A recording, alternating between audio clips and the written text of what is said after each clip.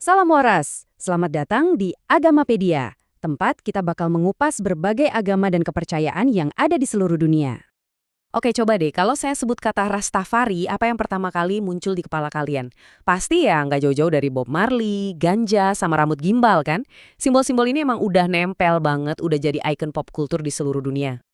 Tapi, di balik semua citra yang kita kenal itu, ada sebuah sistem kepercayaan yang jauh lebih dalam. Sebuah gerakan spiritual dan sosial yang lahir dari penindasan dan kerinduan akan sebuah identitas. Yuk kita selami lebih dalam lagi. Kita mulai dari jantung kepercayaannya ya, sebuah keyakinan yang mungkin buat banyak orang kedengarannya mustahil, yaitu percaya bahwa seorang kaisar dari Afrika adalah Tuhan yang turun ke bumi. Iya beneran, kalian gak salah dengar kok. Buat para penganut Rasta, Haile Selassie itu bukan cuma sekedar raja biasa. Dia itu Mesias yang datang kembali. Pemenuhan nubuat dari Alkitab. Bahkan dianggap sebagai penjelmaan Tuhan yang mereka sebut Jah di muka bumi. Nah, ini dia nih inti dari seluruh teologi mereka. Sekarang pertanyaannya gimana ceritanya keyakinan yang seunik ini bisa muncul? Untuk ngerti ini, kita harus mundur dulu ke Jamaika tahun 1930-an. Bayangin sebuah masyarakat yang miskin, tertindas, dan hidup di bawah bayang-bayang penjajahan Inggris. Jadi, akarnya itu udah ada dari tahun 20-an, waktu Marcus Garvey mulai menyebarkan semangat kebanggaan orang kulit hitam. Nah, pemicu utamanya itu tahun 1930, pas Rastafari Makonnen dinobatkan jadi Kaisar Haile Selassie I. Ini dianggap sebagai tanda besar, yang kemudian mendorong Leonard Howell bikin komunitas Rasta pertama. Puncaknya, tahun 1966, waktu Selassie beneran datang ke Jamaika dan disambut kayak dewa. Dan kutipan inilah yang katanya dari Marcus Garvey yang jadi semacam percikan hatinya. Walaupun sebenarnya masih diperdebatkan dia beneran ngomong gitu atau enggak, bagi banyak orang di Jamaika waktu itu, penobatan Haile Selassie adalah jawaban langsung dari ramalan ini. Sang penebus sudah tiba. Jadi biar lebih gampang ngertinya, cara pandang Rasta itu membagi dunia jadi dua. Di satu sisi ada Babilonia. Ini simbol buat dunia barat yang mereka anggap menindas, kapitalis, dan pokoknya nggak alami. Terus di sisi lain ada Zion. Ini adalah tanah perjanjian, yaitu Afrika, tempat di mana ada kebebasan, kemerdekaan, dan hidup yang alami. Pertentangan inilah yang jadi dasar filosofi mereka. Terus gimana cara mereka ngejalanin kepercayaan ini sehari-hari? Nah, orang Rasta nyebutnya Livity. Ini tuh bukan cuma ritual, tapi cara hidup total yang mencakup semuanya, dari spiritual, etika, sampai praktek-praktek yang khas banget.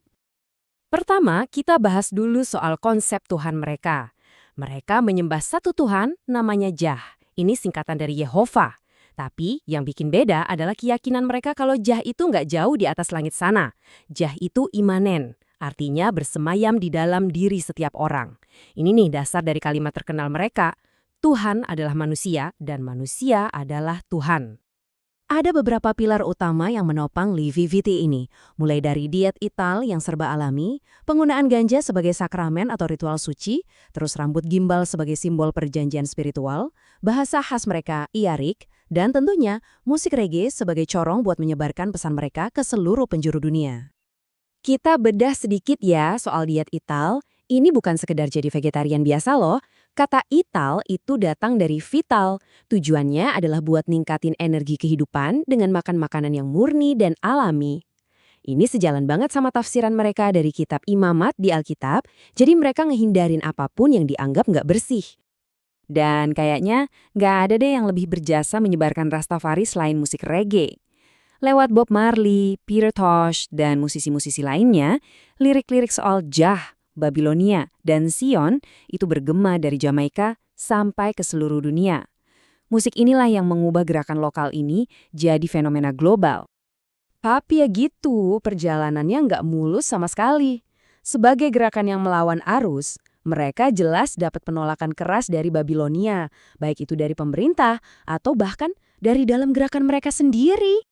Sejarah mereka itu penuh sama konflik, mulai dari bentrokan sama polisi di tahun 50-an, sampai insiden brutal di Coral Gardens tahun 63, di mana banyak orang Rasta ditangkap dan disiksa. Tapi, tantangan terbesarnya justru datang dari dalam. Waktu Haile Selassie meninggal tahun 1975, itu ngeguncang banget fondasi iman mereka. Beberapa tahun kemudian mereka kehilangan suara globalnya pas Bob Marley wafat.